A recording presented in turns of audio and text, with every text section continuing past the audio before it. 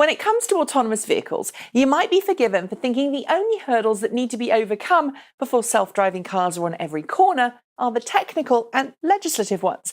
But there's a whole other side of autonomous vehicles that the general public often miss altogether when discussing self-driving cars, namely the question of how these cars will interact and respond to other road users, be they drivers of other vehicles, cyclists, pedestrians, or perhaps even those on horseback. You see, while we may not realise it, when we're behind the wheel of a vehicle or on a motorcycle or on any other vehicle, we're always communicating with other road users, be it a small nod to a pedestrian at a crossing, a simple wave of the hand, or perhaps even just making eye contact. We're able to infer intent and direction using non-verbal cues, but a fully autonomous car can't do that. It can't give direct eye contact to someone at a crosswalk or let another car merge in front of them at a lane change, which is why many automakers and academics around the world, often those with a background in psychology, anthropology and sociology, are devising systems that will allow autonomous vehicles to indicate their intentions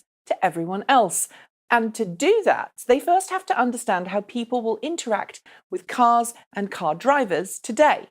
Usually to do this, researchers study hours of in-car camera footage from a plethora of different sources, including manually operated and autonomous or semi-autonomous pilot project vehicles, examining everything from the eye and head position of the driver, or minder, through to the subtle changes in body language from pedestrians.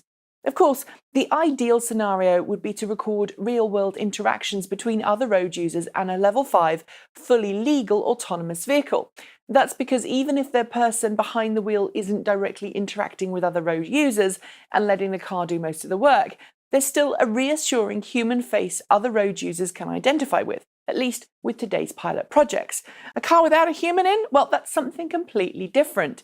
And because most countries currently require autonomous vehicles, fully autonomous or otherwise, to be under constant supervision with a human behind the wheel, obtaining that kind of data is particularly tough, and it's pretty much impossible in most places.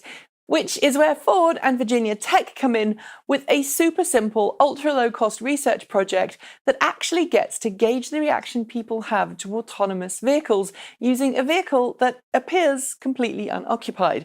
Taking a lead from YouTube and the numerous ghost driver pranks which see people don car seat covers to give the illusion that the car, or in one case a robot, is doing the driving, the researchers took a standard Ford Transit Connect van, then created a special set of seat covers that could hide a driver completely from the outside world. With the driver seeing through a fine mesh headrest cover and their upper body completely hidden by what looks like a regular car seat, the vehicle looks from outside to be driving itself. The illusion, it appears, is enough to fool most road users and gain useful test data. Indeed, with all-round cameras capturing every interaction between the vehicle and other road users, the researchers' low-tech seat suit gave them plenty of data to base future work on. Interestingly, while Ford did consider using a text-based message bar system similar to the one found in Nissan's IDS concept car, it ultimately concluded that humans aren't always great with responding quickly to text-based instruction, as it takes time to react, especially if the viewer isn't working with their native language. Similarly, icon-based messaging had its own issues, driven from cultural differences between different countries and regions, which is where Ford's light bar came in. Using a simple LED light bar across the top of the van's windshield, the researchers found they could easily communicate some very important things. First, two white lights that moved from side to side, Knight Rider style, was used as a sign that the vehicle was about to yield to a full stop. Meanwhile, a solid white light on the bar indicated that the vehicle was driving in fully autonomous mode and moving. Finally, a rapid blinking set of lights were used to indicate that the vehicle was about to accelerate away from a stop. So far, in more than 1,800 miles of driving and 150 hours of research in the state of Virginia, it appears the simple lighting system does the trick, giving other road users far more confidence, and it would seem less hesitance, in interacting with autonomous vehicles, even if the vehicle wasn't really autonomous.